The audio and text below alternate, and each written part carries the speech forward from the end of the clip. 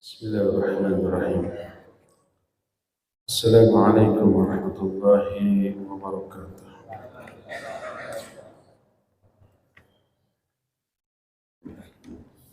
الحمد لله الذي أنزل السكينة في قلوب المؤمنين ليزدادوا إيمانا مع إيمانهم، ولله جنود السماوات والأرض، وكان الله عليما حكيما. وأشهد أن لا إله إلا الله وحده لا شريك له إقرارا به وتوحيدا، وأشهد أن محمدا عبده ورسوله صلى الله عليه وعلى آله وأصحابه وسلم تسليما مزيدا. وبعد. Ikhwati fillah, para jamaah Masjid Agung Subang yang Allah muliakan, juga para pendengar radio Tarbiyah Sunnah Bandung, beberapa radio lain yang ikut merilai, para pemirsa beberapa stasiun TV dan para netizen. Alhamdulillah kita kembali berjumpa. Bila pertemuan-pertemuan yang lalu kita sudah membahas satu tema, kenapa sulit beramal soleh, itu karena lemahnya iman, dan kita sudah jelaskan beberapa penyebab naiknya iman dan turunnya iman. Sekarang kita membahas satu tema yang baru yang merupakan lanjutan dari iman. Poin terakhir kan tentang meraih manisnya iman. Kita akan lanjut dengan persiapan perjalanan menuju akhirat. Kita harus menyiapkan bekal. Suatu saat Fudail bin Iyad rahimahullah ta'ala berkata kepada seorang kakek yang usianya sudah 60 tahun. Kata Fudail, "Kam atat alaika, berapa lama waktu yang sudah kamu jalani, yang sudah kamu lalui dalam hidup?" Dia menjawab, "Sittuna sanah, 60 tahun." Lalu kata Fudail, "Fa anta mundu sittina sanah tasiru ila rabbik wa antu syiku an tablugh." Kalau begitu, sejak 60 tahun yang lalu kamu berjalan menuju Allah. Sebentar lagi akan sampai. Maksud sebentar lagi akan sampai apa? Mati ya. Sudah 60 tahun. Sejak kita lahir, kita berjalan menuju Allah Azza wa Jalla. Bagi dia yang sudah 60 tahun, hampir sampai. Bagi yang baru 20 tahun, hampir sampai atau masih lama? Gak tahu. Mungkin saja lebih dahulu yang 20 tahun daripada yang 60 ya. Ada yang masih muda mati, yang sudah tua masih hidup lama banyak. Bayi pun banyak yang mati. Tapi yang jelas setelah 60 tahun sudah jauh banget perjalanan, hampir sampai. Orang itu istirja, inna lillahi wa inna ilaihi raji'un. Kata Fudail, hal ta'rifu tafsirah. Kamu tahu nggak tafsir dari ucapan? Tidak. Dijawab, maksud inna lillahi wa inna ilaihi raji'un adalah ana lillahi abdun wa ilaihi raji'un. Faman alima annahu ilaihi raji'un falya'lam annahu mawqufun wa man 'alima annahu mawqufun falya'lam annahu mas'ulun wa man 'alima annahu mas'ulun falyu'id lis-su'ali jawaba. Maksud dari inna lillahi wa inna ilaihi raji'un adalah sesungguhnya aku adalah hamba bagi Allah dan kelak akan kembali kepadanya. Siapa yang meyakini bahwa dia akan kembali kepadanya, hendaklah dia meyakini bahwa dia kelak akan berdiri di hadapan Allah. Siapa orang yang yakin bahwa dia akan berdiri di hadapan Allah, hendaklah dia meyakini bahwa dia pasti akan ditanya. Dan siapa yang meyakini bahwa dia akan ditanya, hendaklah dia mempersiapkan jawaban untuk pertanyaan itu. Itu tafsir dari inna lillahi wa inna ilaihi raji'un yang dibeberkan oleh Fudail bin Iyad rahimahullah ta'ala. Orang itu kemudian menangis, lalu dia merasa dia belum siap untuk menjawab. Kenapa dia berbuat apa yang sudah dia lakukan 60 tahun. Lalu dia bertanya, famal hillah, bagaimana solusinya tuh? 60 tahun berlalu, lebih banyak diisi dengan hal yang sia-sia.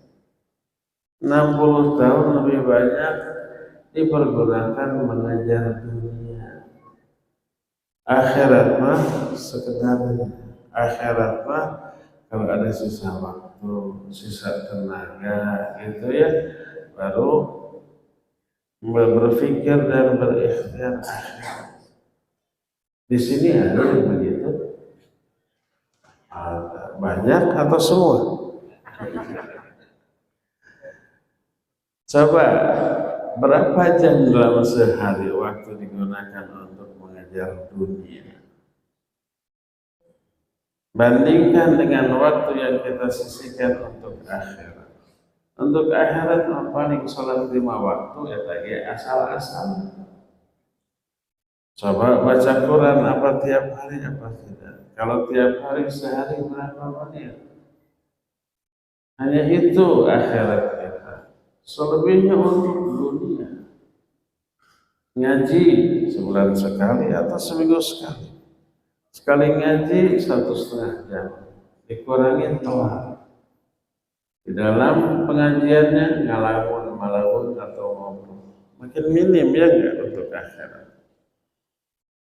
Jadi rata-rata begitu. Orang tua yang 60 tahun juga begitu. Dia menjerit nangis. Gimana solusinya? 60 tahun waktu berlalu gak bisa diputar ulang. Apa kata Fudail bin Iyad?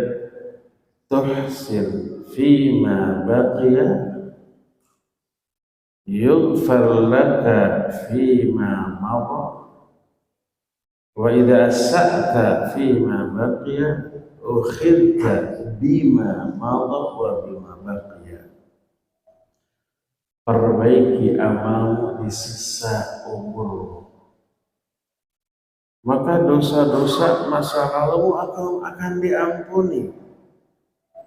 Karena kalau akhir hayat ditutup dengan kebaikan, namanya apa? Husnul khatimah. Dosa masa lalu diampuni. Yang dihitung hanyalah amalan terakhir. Itu kata Nabi alaihi salatu wasallam, al-a'mal bi khawatimiha. Amal itu tergantung amal terakhir. Jadi perbaiki amalmu di sisa hidupmu, akan diampuni dosa masa lalu. Tapi kalau kamu tetap berbuat dosa di sisa umurmu, kamu akan diazab karena dosa masa lalumu dan dosa di sisa hidupmu. Dialog Fudail bin Iyad dengan orang tua ini memberi inspirasi kepada kita. Persiapkan diri kita di sisa hidup kita. Allah berfirman, "Ya ayyuhalladzina amanu taqullaha wa tanzur nafsum ma qaddamat lighad." Hai orang-orang yang beriman, bertakwalah kamu kepada Allah dan hendaklah setiap diri mempersiapkan, perhatikan apa yang sudah dia persiapkan untuk menghadapi hari esok. Di hadapan saya ada Kutaib. Kutaib itu kitab kecil.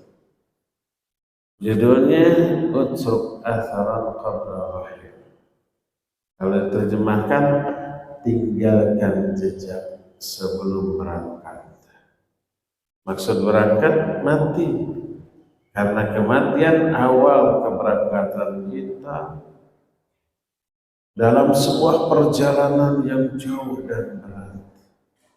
Lama, jauh lebih lama daripada perjalanan hidup kita di dunia. Kalau hidup di dunia kita cuma puluhan tahun. Setelah mati, perjalanan hidup kita jauh lebih lama, lebih sulit, lebih mendaki, lebih terjal, lebih mengerikan. Mulai dari masuk alam kubur sampai hisab di akhirat sampai berakhir ke surga atau ke neraka. Berapa tahun itu? Sampai kiamat.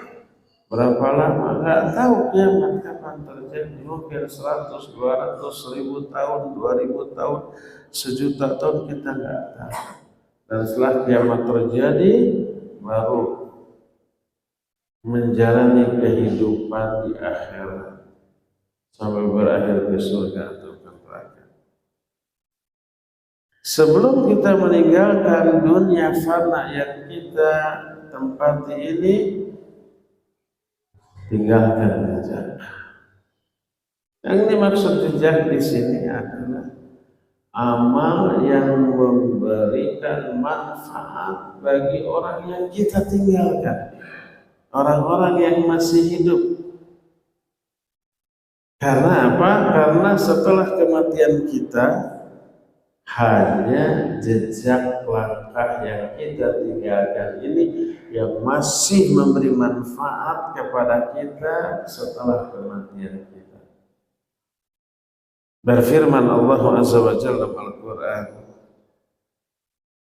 dalam surah Al-Muzammil ayat 20, "Wa ma tuqaddimu li anfusikum min khairin tajiduhu indallah huwa khairan wa a'zama ajra wastaghfirullah innallaha ghafurur rahim."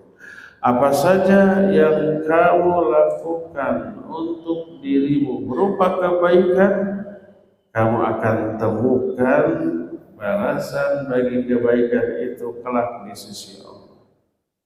Wa khairan wa a'zama ajra, itu jauh lebih baik dan lebih besar pahalanya bagi kamu.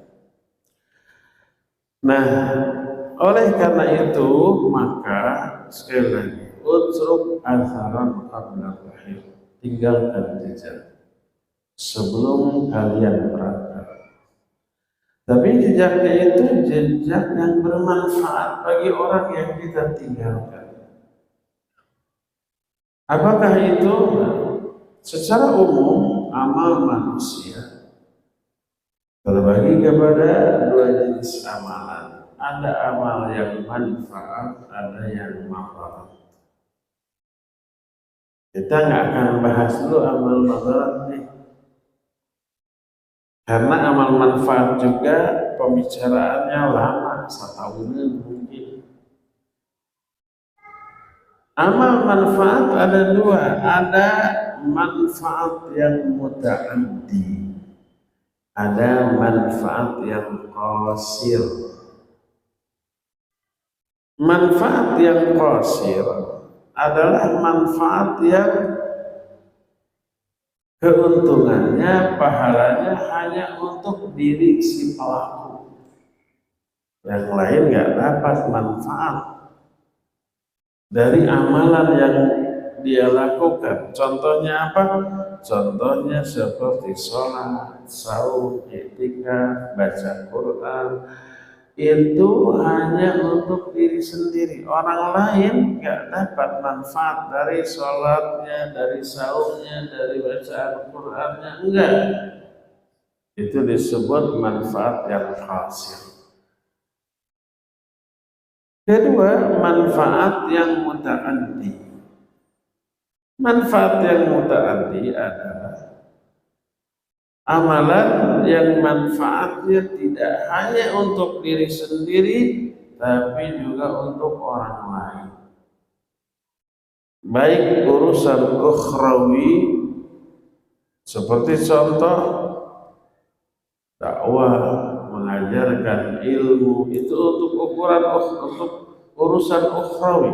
Kita mengajarkan tata cara sholat, tata cara wudu, tayamum, mandi, mengajarkan tata cara membaca Al-Quran secara benar, mengajarkan tauhid, itu ukhrawi. Atau urusan duniawi seperti menolong orang yang dizalimi, menolong orang, memberi makan kepada orang yang kelaparan, memberi minum kepada orang yang kehausan, atau umpamanya melunasi hutang orang dan seterusnya. Itu manfaat yang muta'addi. Mana yang lebih utama? Apakah yang paling afdal adalah amalan yang manfaatnya qasir ataukah muta'addi? Para fuqaha menjelaskan bahwa amalan yang manfaatnya muta'addi, manfaatnya terasa oleh orang banyak, lebih utama daripada amalan yang qasir. Oleh karena itu para ulama berkata, inna fadlal ibadat aktsaruha naf'an wa dzalika likathrati ma warada fil kitab was sunnah min nususin dalatin ala fadlil istighal bimasalihin nas was sa'il hathith linaf'ihim wa qada'i hawaijihim. Karena itu kata para fuqaha, ibadah yang paling utama, yang paling banyak manfaatnya, ibadah yang paling utama adalah ibadah yang paling banyak manfaatnya. Karena apa? Karena banyaknya keterangan dari Al-Quran dan As-Sunnah yang menunjukkan bahwa menyibukkan diri dengan amalan untuk kemaslahatan manusia, amalan yang memberi manfaat kepada orang banyak, itu jauh lebih utama daripada amalan yang hanya menguntungkan diri sendiri. Di antara dalil-dalil tersebut adalah, pertama, hadis dari Abu Darda radhiyallahu. Berkata Rasul sallallahu alaihi wasallam, fadlul alimi 'alal 'abid ka fadlil qamari lailatal badri 'ala sa'iril kawaib. Keutamaan ahli ilmu dibanding ahli ibadah seperti keutamaan bulan pada malam purnama dibanding seluruh bintang yang ada.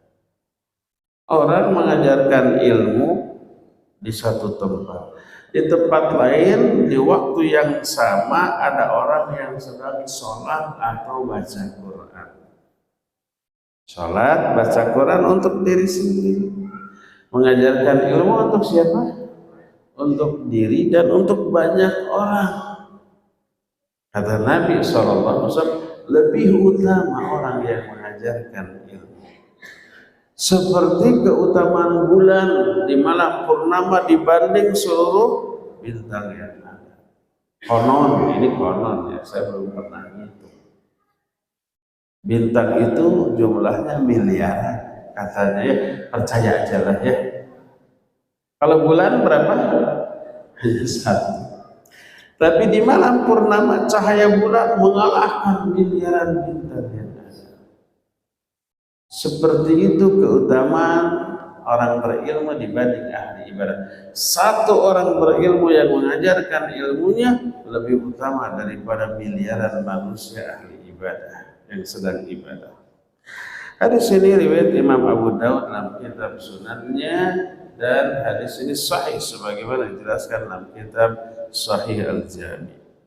Kedua, dari Sahal bin Sa'ad radhiyallahu anhu, berkata Nabi alaihi salatu wasallam kepada Ali bin Abi Thalib radhiyallahu anhu, "Ya Ali, li ayyahdiyallahu bika rajulan wahidan khairul laka min an yakuna laka humrun ni'am." Ya Ali, kalau Allah memberi hidayah kepada seseorang melalui diri kamu, diajari, didakwahi, dinasihati gitu.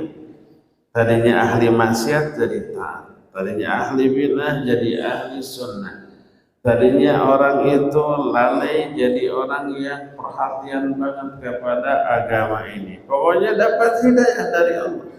Kalau Allah memberi hidayah kepada seorang melalui dirimu, itu jauh lebih baik bagi kamu daripada kamu memiliki unta merah.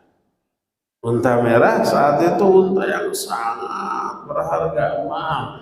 Kalau sekarang memilih sebut apa sih kendaraan yang termahal, termewah pada zaman sekarang yang disebut merek.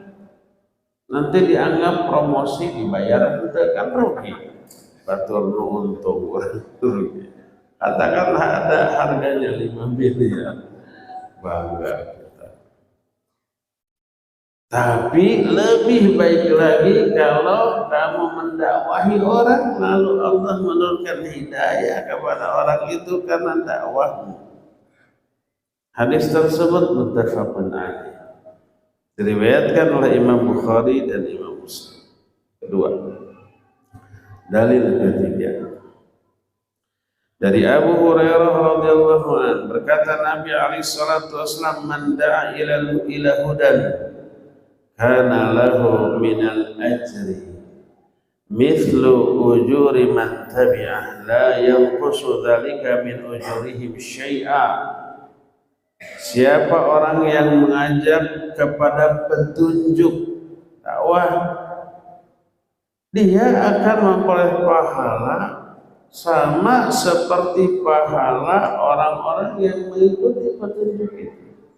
Kita ngajar ke 10 orang, 10 orang ini dapat hidayah, lalu ibadah 10 orang ini juga diberikan pahalanya ke kita tanpa mengurangi pahala masing-masing mereka sendiri.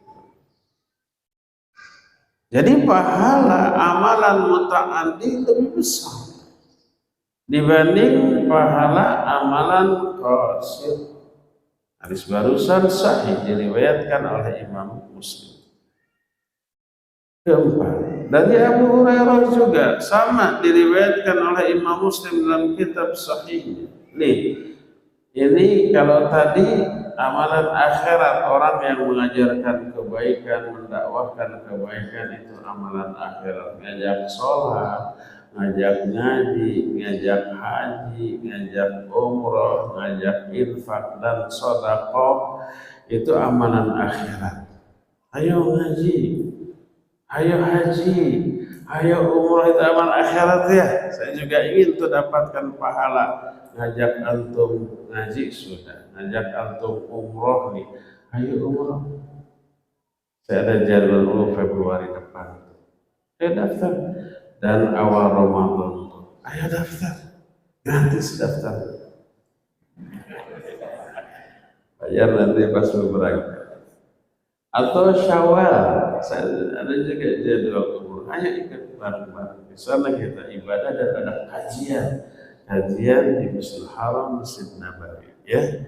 Kalau Masjid Nabawi di pelataran insya Allah bisa. Kalau Masjidil Haram di rooftop bisa, di hotelnya bisa. Pahalanya 100.000 kali lipat. Di Masjid Nabawi 1000 kali lipat ya. Silakan daftar. Ini kena dengan hadis ini, siapa orang yang mengajak kepada kebaikan. Umrah kebaikan bukan? Kebaikan. Haji kebaikan?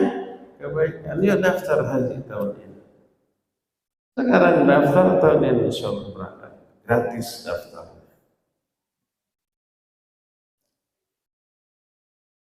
Ini sekarang hadis tentang urusan dunia. Walaupun dunia pahalanya lihat. Dari Abu Hurairah radhiyallahu an berkata Nabi sallallahu alaihi wasallam, "Man nafasa am mu'minin kurbatan min qurabid dunya, nafasallahu anhu kurbatan min qurabi yaumil qiyamah. Wa man yassara ala mu'sir yassarallahu alaihi fid dunya wal akhirah.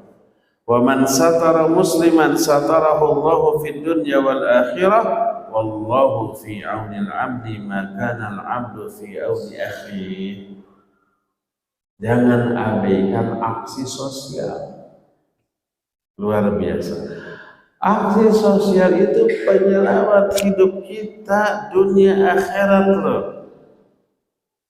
Kata Nabi SAW, siapa orang yang melepaskan orang mukmin dari kesulitan di dunia, apapun bentuk kesulitan, Allah akan lepaskan dia dari kesulitan-kesulitan dunia akhirat.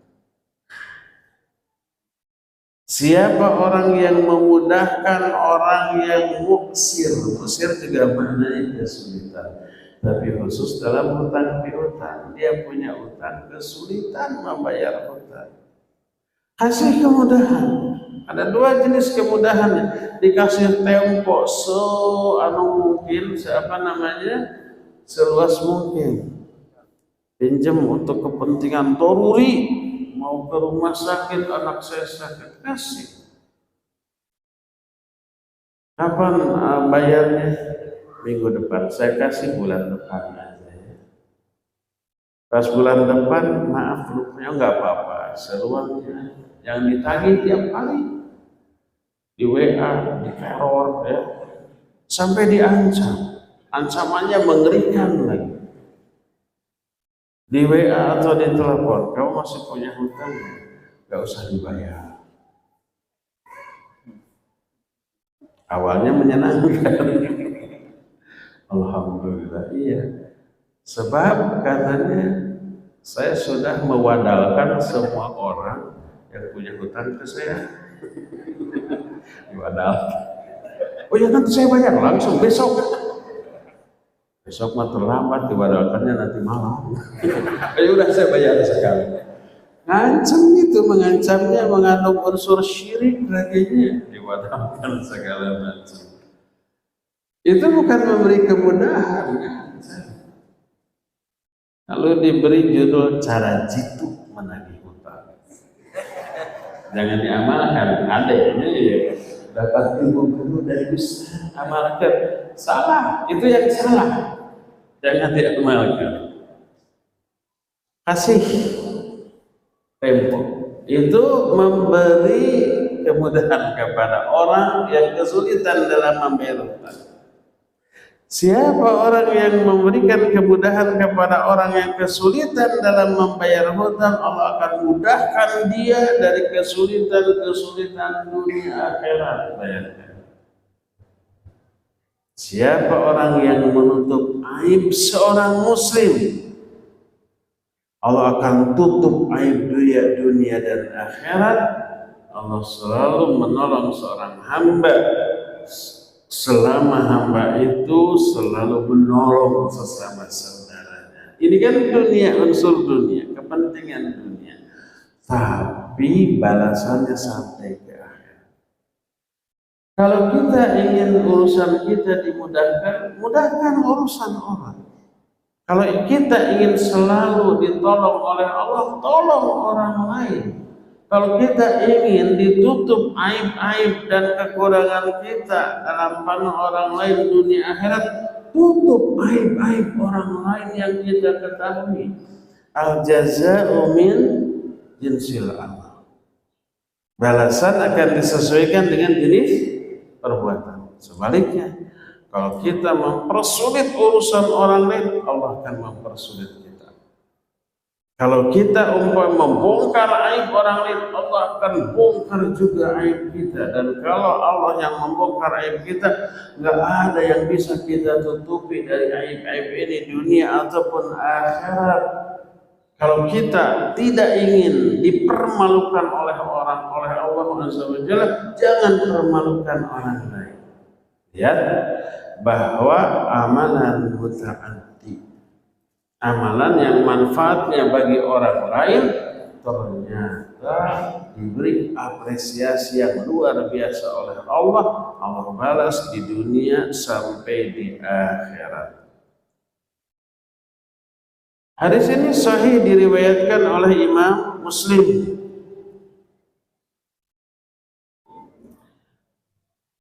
Kalau orang yang mengamalkan amalan yang manfaatnya qasir. Apa qasir tadi? Hanya untuk diri sendiri. Pahalanya tidak jariah.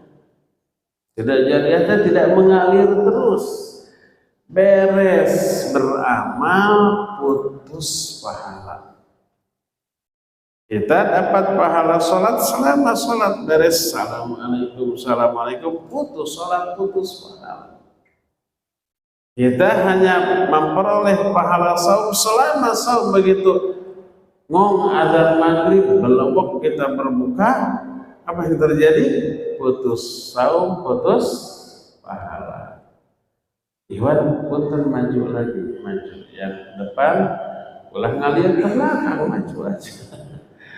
Maju biar yang di luar, yang masih ada di luar, yang baru datang bisa masuk. Kan kasihan udah kalah datangnya, ada males ke bagian di luar kurang jelas gitu. Akhwat juga demikian, akhwat maju ke depan ke arah dekat dengan hijab, biar emak-emak yang tukang ngobrol di luar bisa masuk. Di luar biasanya ngobrol.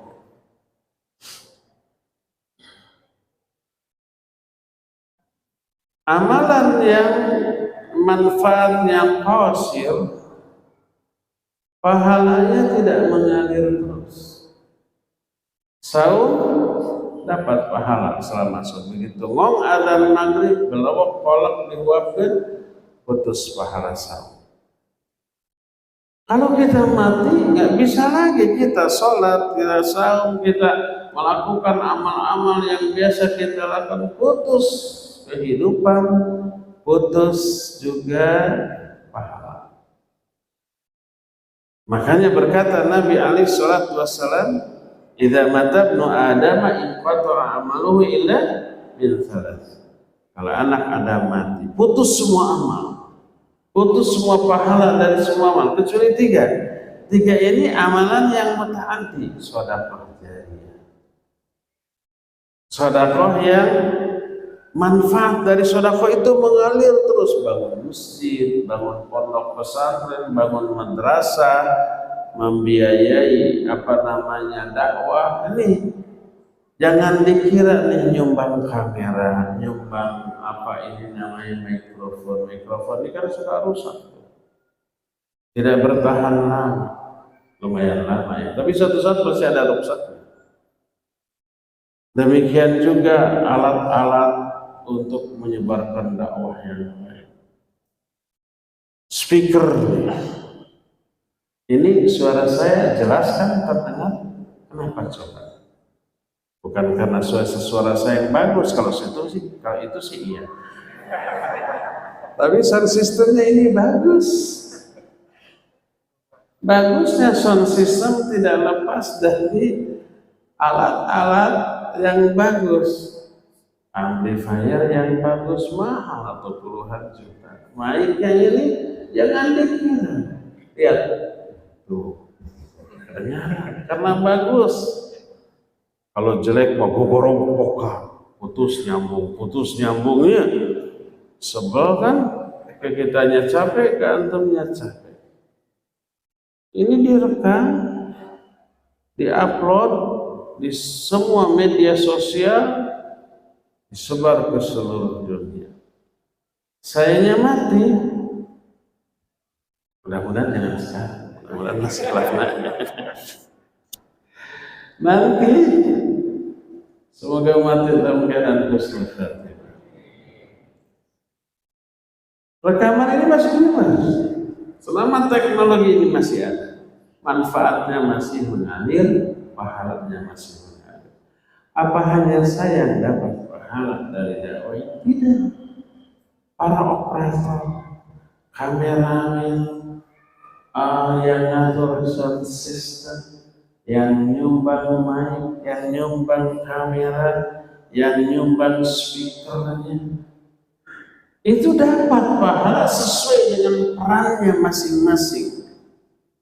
Saya tak bisa menyebarkan dakwah ini selama mungkin ke seluruh dunia tanpa ada mic, tanpa ada kamera, tanpa ada kru.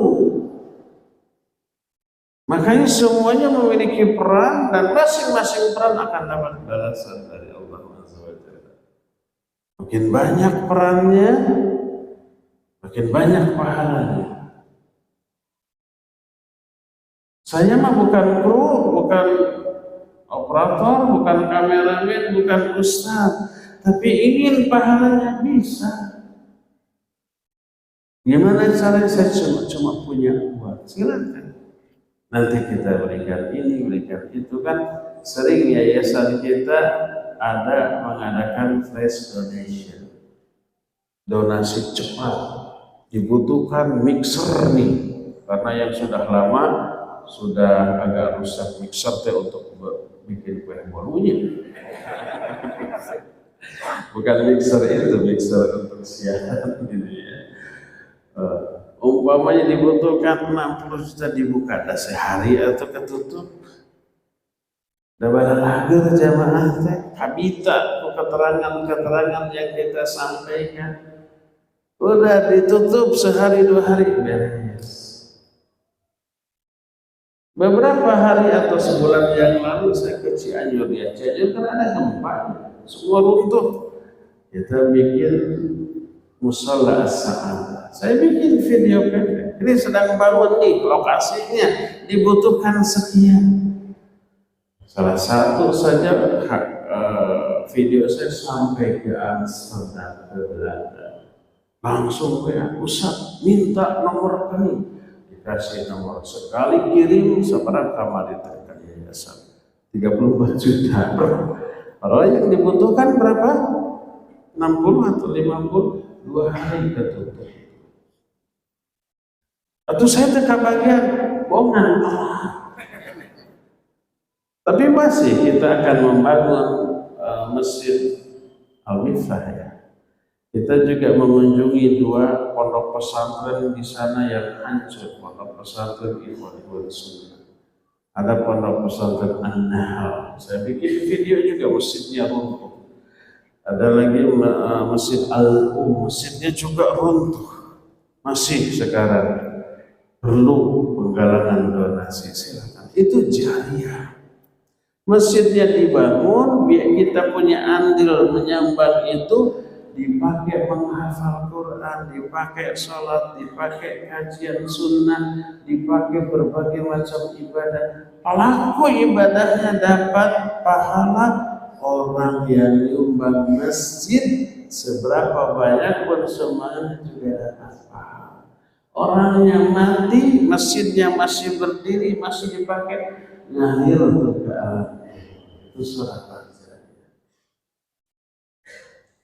Dari sana lahir para hafal, para penghafal Quran, jadi imam, ngajar lagi.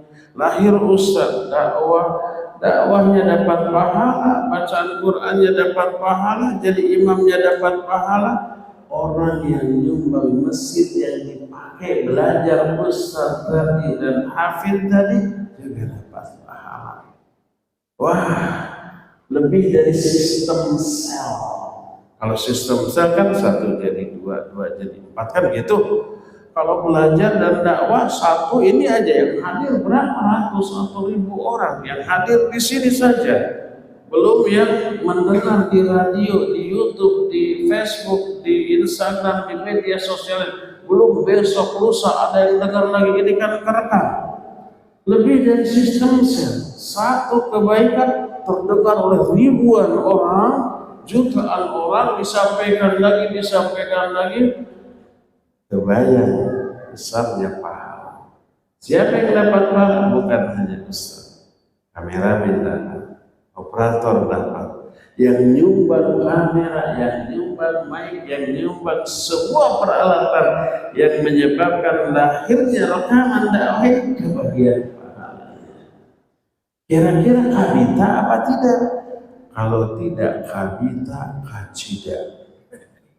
Keterlaluan kebangsaan. Oleh karena itu Allah Azza wa Jalla telah mengutus para nabi untuk berbuat kebaikan kepada makhluk, memberi hidayah kepada mereka, memberi manfaat kepada manusia baik dalam kehidupan di dunia ataupun akhirat. Para nabi tidak diutus untuk berkholwat menjauhkan diri dari manusia, hanya beribadah sendirian kepada Allah Azza wa Jalla tanpa memperdulikan kehidupan sosial. Enggak begitu. Jadi intinya bahwa amalan yang manfaatnya dirasakan oleh banyak orang jauh lebih baik daripada amalan qasir yang hanya bermanfaat untuk diri sendiri. Ini adalah penjelasan umum, penjelasan secara umum. Apakah seluruh amalan muta'addi lebih baik daripada amalan qasir? Setiap detik, setiap saat, setiap waktu? Tidak. Ini sekali lagi secara umum. Ada kalanya di waktu tertentu amalan qasir lebih utama daripada amalan muta'addi. Contohnya sholat yang fardu yang 5 waktu, contohnya saum Ramadan, contohnya haji, contohnya zakat, malah semuanya itu masuk ke dalam rukun Islam yang 5 yang merupakan seafdol amalan. Oleh karena itu berkata para ulama, seutama-utama ibadah adalah amal ibadah yang diniatkan untuk Allah di waktu dan momen yang sudah ditentukan oleh Allah SWT. Contoh, ibadah sholat ketika saat waktu sholat sudah tiba jauh lebih baik, lebih utama, lebih wajib dibanding ibadah yang lainnya, walaupun ibadah yang lainnya itu muta'addi. Pas umpamanya zuhur berkumandang azan, maka saat itu amalan yang paling utama akan sholat zuhur. Tinggalkan dulu amalan muta'addi, kita lagi ngajar, ngomong azan, berhenti dulu, sholat dulu. Habis sholat udah ngajar lagi. Kita lagi menolong orang, ngomong azan, berhenti dulu, sholat dulu. Setelah beres sholat, bantu lagi orang lain. Jadi yang dimaksud dengan amalan muta'addi yang lebih baik daripada amalan qasir itu, kalau amalan muta'addi dilakukan pada waktu ketika kita tidak memiliki kewajiban qasir yang fardu ain. Bukan pada saat waktu sholat, ya, bukan pada saat waktu diharuskannya jihad fi sabilillah. Kalau umpamanya ada surat, ayo jihad, musuh sudah depan mata, kita bilang, saya lagi ngajar dulu. Tinggalkan aja. Jihad terlebih dahulu. Jadi ketika umpamanya datang tamu, maka amalan yang paling utama ketika itu adalah memuliakan tamu. Tapi ketika sedang memuliakan tamu, ngong azan dulu, sholat dulu, tamunya ajak beres sholat, muliakan lagi tamunya. Begitulah seterusnya. Ketika datang waktu Januari itu naonnya bukan sahur, dini hari jam 3, jam 2, maka ibadah yang paling afdal saat itu adalah sholat tahajud, baca Quran, berdoa, berzikir, meminta ampunan gitu. Bukan mengajar masa orang pada tidur diajar. Tapi ketika ada kajian, tidak di waktu sholat, tidak di waktu umpamanya sedang ada orang lain yang membutuhkan, maka amalan yang paling utama adalah mengajarkan ilmu kepada orang yang jahil. Begitulah seterusnya. Ya, inilah penjelasan tentang dua jenis amalan yang bermanfaat. Amalan yang qasir dan amalan yang muta'addi. Secara umum, amalan yang muta'addi jauh lebih baik daripada amalan qasir. Ikhwati fillah, ternyata memberi manfaat kepada banyak orang termasuk di antara sifat-sifat yang harus dan wajib dimiliki oleh para nabi, para rasul. Makanya terwariskan ke umatnya. Sebaik-baik umat adalah umat yang paling besar memberi manfaat kepada orang lain. Khairun nas anfa'uhum linnas. Sebaik-baik manusia adalah manusia yang paling bermanfaat bagi manusia yang lain. Di dalam riwayat lain, riwayat Imam At-Tabrani, Nabi SAW menyatakan, ahabbul ibad ilallahi anfa'uhum. Hamba Allah yang paling dicintai oleh Allah adalah yang paling bermanfaat bagi manusia yang lain.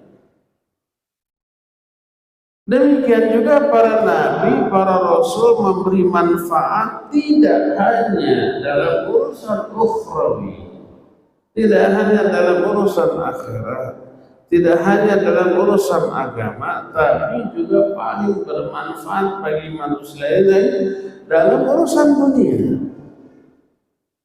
Contoh, oleh Al-Quran diterangkan Nabi Yusuf alaihi salatu wassalam dalam surah Yusuf ayat 55, berkata Yusuf, qala ij'alni ala khazainil ard inni hafidhun alim.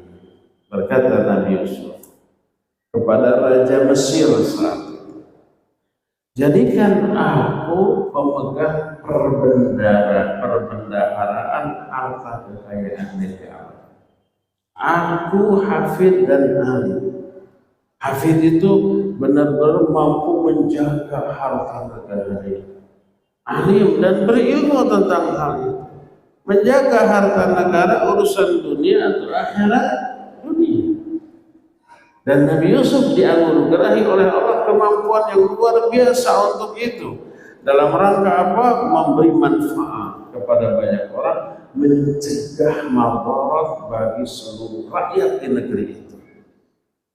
Karena beberapa tahun mendatang negeri ini akan mengalami masa paceklik, kemarau yang sangat panjang. Kalau tidak dimanage harta yang sudah bertumpuk sekarang ini, rakyat kelaparan, nanti susah semua. Maka beliau menawarkan dan diterima. Akhirnya negeri Mesir, negeri yang makmur. Ketika masa paceklik tiba, stok makanan melimpah. Negara lain kelaparan sampai berdatangan minta bantuan, dibantu. Stok tidak habis, sudah diperhitungkan. Ini urusan dunia. Demikian juga Nabi Allah Musa alaihissalam. Beliau kan kabur dari kekuasaan Firaun karena sudah bunuh orang itu yuk jauh gitu sampai ke negeri Madian. Ketika dilanda kelaparan dan kehausan, beliau berteduh di bawah rindangnya sebuah pohon. Di kejauhan sana ada sumber mata air, banyak orang berebut untuk nimba air di sana. Di tempat yang tak jauh dari sana ada dua akhwat. Bari kalau bahasa kita namanya cicing ember, tapi nggak berani pas sesetek pak gelek-gelek dengan laki-laki ini akhwat loh. Nunggu sepinya kapan paling mau. Dilihat oleh Nabi Musa. Apabila dia enggak, kepedulian Nabi Musa ke akhwat besar loh. Hewan juga harus begitu. Disamperin ada apa? Oh, kami punya orang tua tapi sudah renta. Butuh air untuk minum ternak-ternak kami gitu. Tapi kami wanita tidak bisa pagagelak pasosotak pagi gisik dengan ikhwan yang sedang merebut air. Nunggu sepi. Apa yang dilakukan oleh Nabi Musa? Sini ya biar saya dibantu tuh. Ini urusan dunia akhirat. Dunia. Tapi berdampak ke akhirat benar. Setelah itu nih Leon sewa itu padahal haus lapar. Sedang begitu berdoa kepada Allah, ya Allah saya butuh makanan, minum, lapar dan haus. Kurunyung akhwat yang tadi dibantu sambil malu-malu akhwat. Ya kucing mah tidak punya rasa malu. Katanya pun bapak belum saya. Pendek kata datang dijamu di taman. Oh enggak, kamu saya nikahkan dengan salah satu anak saya. Mau? Kan gitu ya. Dari hasil nolong akhwat. Cari akhwat yang butuh pertolongan.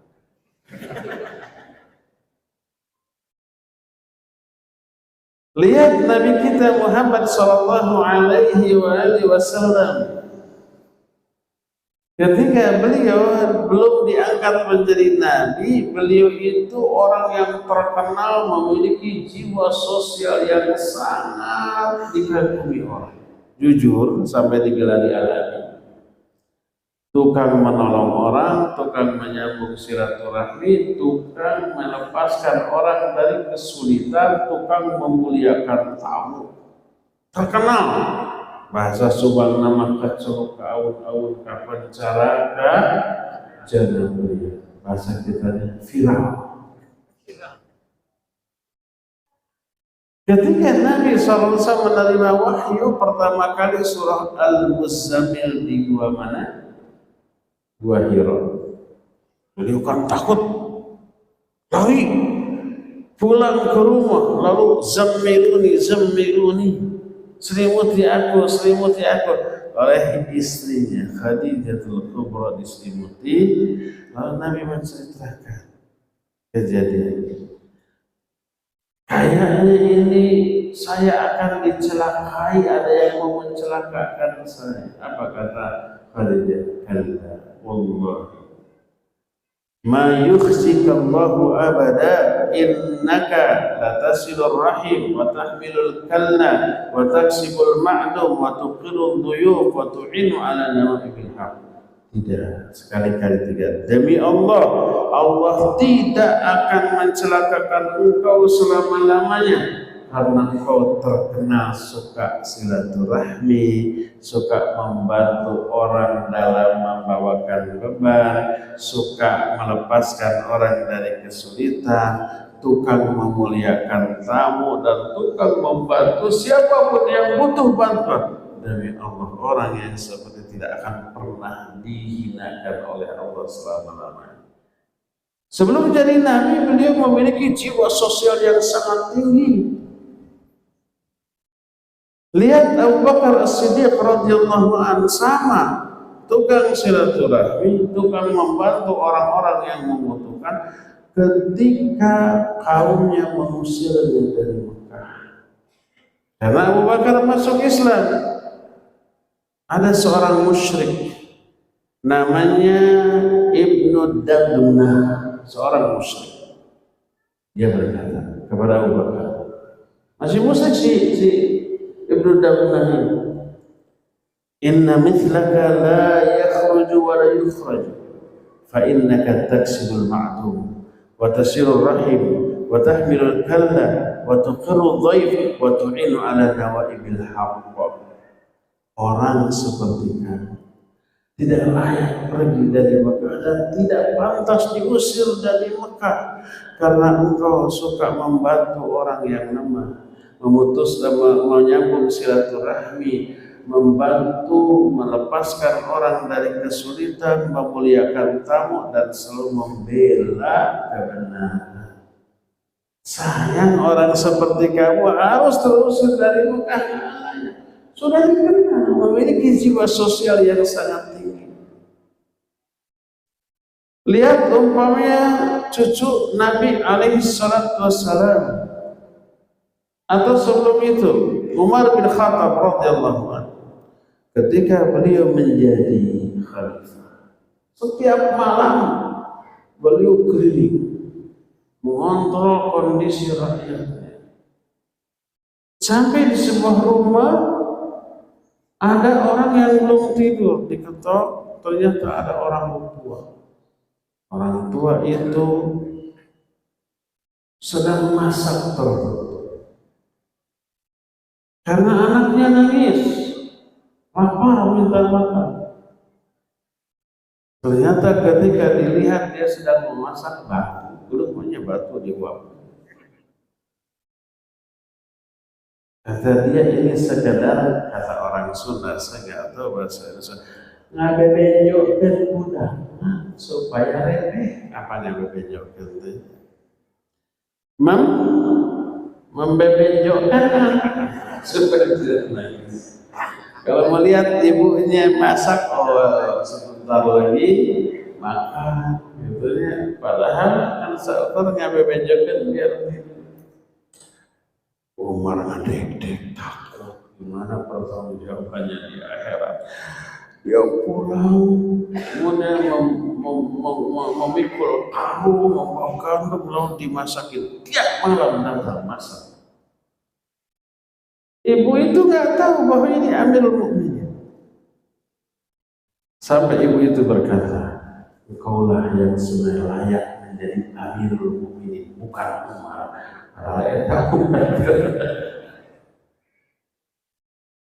Husain bin Ali bin Abi Thalib, dia itu selalu membawa makanan kepada, membagikannya ke rumah-rumah orang-orang fakir dan miskin di pertengahan malam. Sampai ada bekas di pundaknya tanda hitam, bukan di jidat, di pundak, karena manggul itu terus dan orang tidak tahu siapa yang memberi mereka makanan. Di ini aja disimpan di depan rumah orang-orang fakir dan miskin. Pas buka, ini ada makanan. Tiap malam seperti itu tanpa diketahui siapa yang memberi. Sampai akhir hayat sang Husain. Baru setelah mati, semua orang miskin tidak ada lagi yang mengirim. Oh, ternyata diketahui Husain. Diceritakan oleh Ibnu Ishaq, kana nasu min ahli Madinah ya'ishun wa la yadruna min aina ma'ashihim. Falamma mata Ali bin Husain faqadu dzalika alladhi kana ya'tihim fil lail. Orang-orang di penduduk Madinah selalu ada yang mengirimkan bahan makanan. Mereka tidak tahu dari mana makanan ini datangnya. Ketika Ali bin Husain meninggal, mereka tak ada lagi yang mengirimkan makanan.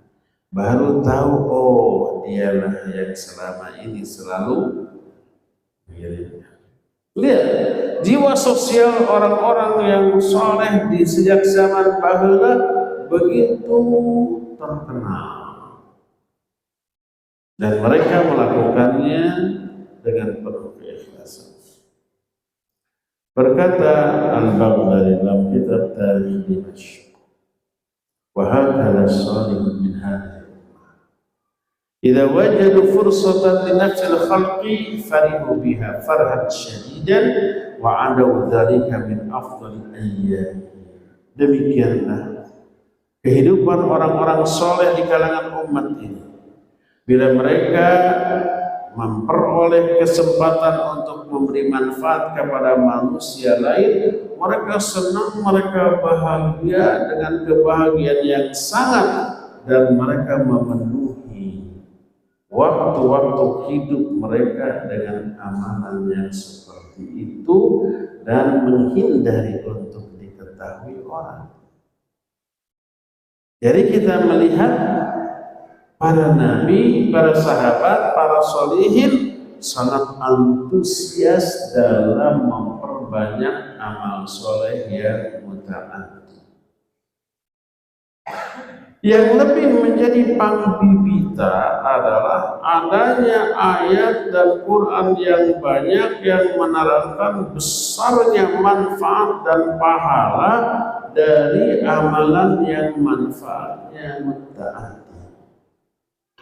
Kita akan bahas ayat-ayat tersebut dan hadis-hadis yang menerangkan yang pikabitan bagi kita, menginspirasi kita untuk sebanyak mungkin memperbanyak perbekalan kita untuk menuju akhirat dalam bentuk memberikan kepedulian sosial yang tinggi kepada sama manusia. Di antara ayat tersebut adalah yang pertama, sebuah surat pendek. Surah ini memberikan inspirasi dan motivasi yang besar kepada kita untuk memberikan kepedulian sosial yang tinggi kepada manusia. Kita pasti hafal surat ini, anak TK juga sudah hafal. Siapa yang tidak hafal kebangetan. Dan ini surat pendek yang luar biasa. Apakah surat itu? Pertama, ada beberapa. Pertama, kita bahas bulan depan karena sekarang sudah 1,5 jam. Ya, terasa hampir 1,5 jam. Yang kita miliki sisa waktu yang ada cuma sekitar 11 atau 12 menit, kita akan gunakan untuk jawab. Wassallallahu ala nabiyina Muhammadin wa ala alihi wa sallam.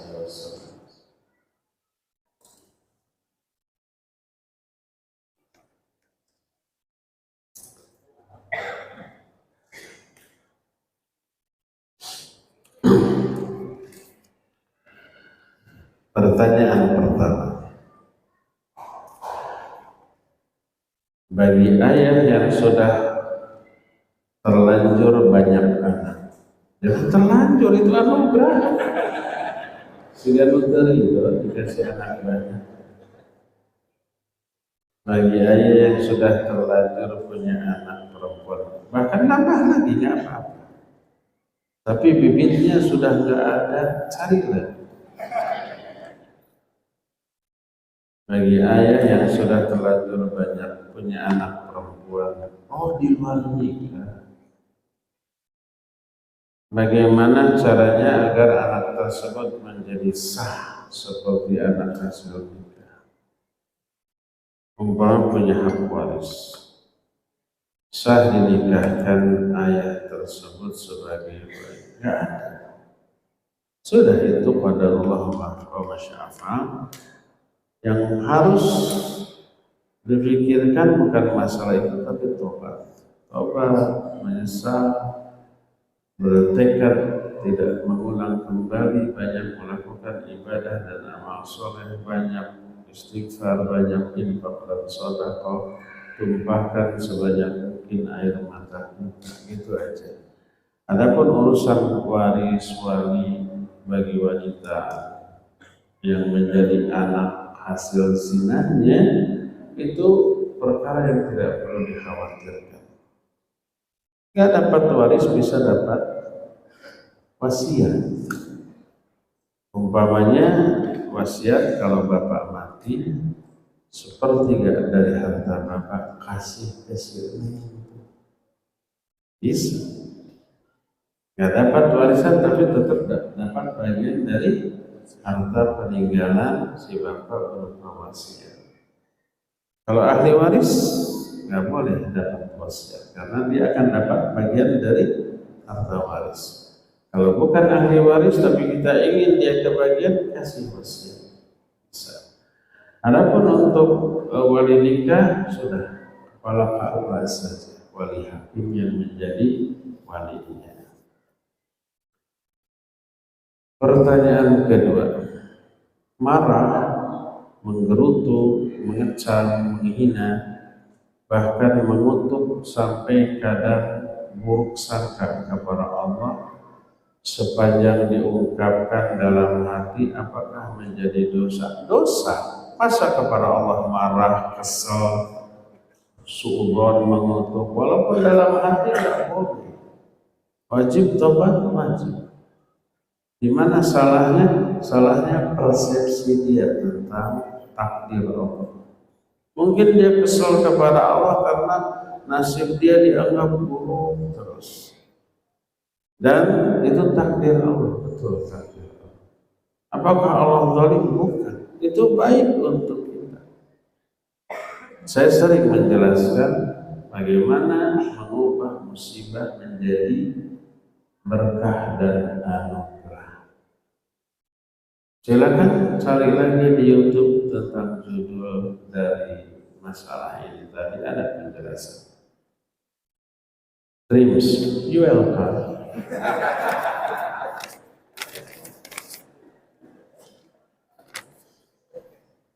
Afan Ustaz izin bertanya. Saya punya karyawan, berarti bos nih, ada bos juga di sini. Yang jarang menunaikan kewajiban seperti sholat. Apakah nanti di akhirat saya bertanggung jawab atas dosa yang diperbuat karyawan saya seperti dia berkewajiban beramar ma'ruf nahi munkar. Omongan dia akan didengar oleh karyawan. Kamu sholatlah.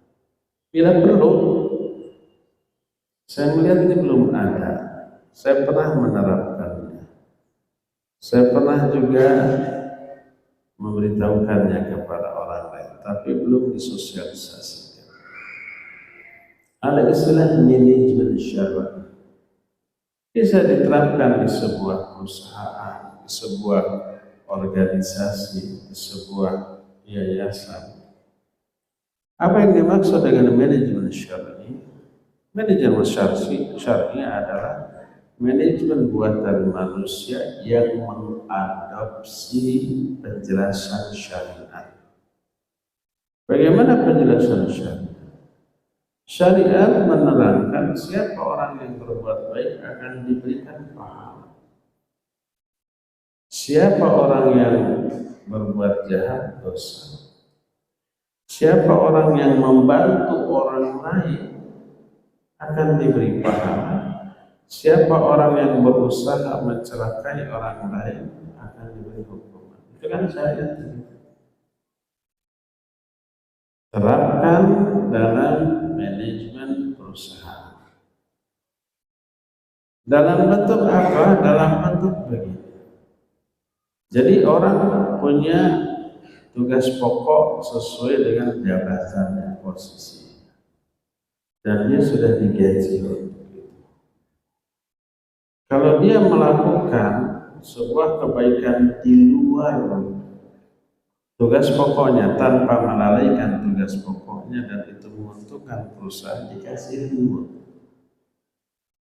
Kalau dia sudah selesai urusannya, nggak ada pekerjaan, waktunya luang, dia dipakai membantu sesama karyawan lain. Saya sudah santai, kamu perlu bantuan? Iya, perlu dibantu. perusahaan ngasih reward. Ada credit point di sana. Mungkin dalam bentuk insentif, fee, atau karir, atau fasilitas. Sebaliknya kalau ada karyawan berupaya menjatuhkan kawan, apalagi bermaksud merebut posisi atasan, itu kejahatan. Itu dikurangi poin, mungkin dikurangi fee, dikurangi fasilitas, dihambat karirnya, diturunkan jabatan. Intinya karyawan itu jangan sampai egois, hanya peduli kepada tugasnya, nggak peduli orang lain mau beres mau tidak. Karena ini satu kesatuan yang utuh. Bidang ini maju, bidang lain tertinggal, mengganggu stabilitas perusahaan. Maka siapa yang membantu yang tertinggal tadi dikasih reward. Dengan diterapkannya sistem seperti ini terjalin kepedulian, perhatian satu bagian dengan bagian lain, saling menolong, saling membantu, dan berusaha tidak saling merugikan lain, apalagi menjatuhkan, apalagi merebut posisi atasan. Begitu semuanya tercatat. Nah, termasuk salah satu kredit poin adalah di saat sang atasan membimbing aspek moral dan agama bawahan. Adalah satu departemen dalam masa tertentu ngaji dulu, itu reward dari bosnya tuh. Aspek moral, aspek agama penting karena agama yang mengajar disiplin, kejujuran, gitu ya, saling ta'awun 'alal birri wa taqwa. Hanya agama yang bisa menguatkan itu. Terkuatkan agamanya, terkuatkan moralnya, maka akan bagus kinerjanya. Nah, jadi termasuk bos yang punya karyawan lalai, coba terapkan.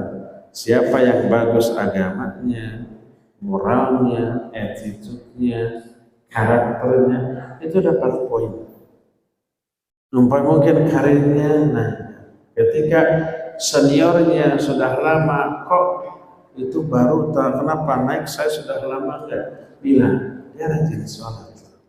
Apa hubungannya sholat dengan ini? Oh, besar sholat tuh kemana-mana efeknya. Yang mengabaikan sholat juga efek buruknya kemana-mana. Makanya saya malah lebih suka bahwa orang yang menduduki pos-pos yang potensial di perusahaan saya adalah orang yang sholatnya bagus, moralnya baik, akhlaknya mulia. Itu coba umumkan begitu, saya yakin soleh karyawan. Walaupun awalnya niatnya untuk karir di perusahaannya mungkin, tapi lama-lama terbimbing dengan ibadahnya menjadi tulus, ya. Jadi kalau bos dari sebuah perusahaan menyuruh karyawannya untuk sholat, itu akan lebih didengar daripada seruan azan. Dan itu punya kesempatan untuk berdakwah.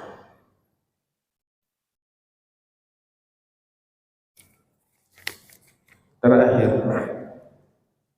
kalau ada pertanyaan lagi akan dibahas. Waktunya sudah habis. Bismillahirrahmanirrahim. Alhamdulillah, ana mengenal sunnah dari wasilah teman ana. Tetapi teman ana kembali ke dunianya, jauh dari sunnah, bermain musik dan lain-lain. Pertanyaan, apakah selama ana beramal sesuai sunnah, teman ana akan dapat pahala juga? Iya, betul. Ketika dia bermain musik, dia dosa. Ketika si penanya ngaji dan ngajinya itu berawal dari ajakan teman itu, ya dapat pahalanya ke dia juga, iya. Semoga itu juga cari jalan hidayah, ya. Semoga teman Anda mendapatkan kembali hidayah sunnah. Amin, ya, semoga. Dan semoga yang nanya ini istiqomah.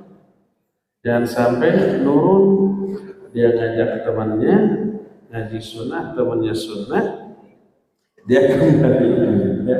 Semoga istiqamah sampai akhir hayat. Allahumma rizukna husnul khatimah waj'alna birahmatika min ahli jannah. Ya Allah, rezekikan kami wafat dalam keadaan husnul khatimah dan jadikan kami karena rahmatmu sebagai ahli surga ya. Cukup ya sampai di sini. Subhanakallahumma bihamdik asyhadu an la ilaha illa anta astaghfiruka wa atubu ilaik. Alhamdulillahirabbil alamin. Wassalamualaikum warahmatullahi wabarakatuh.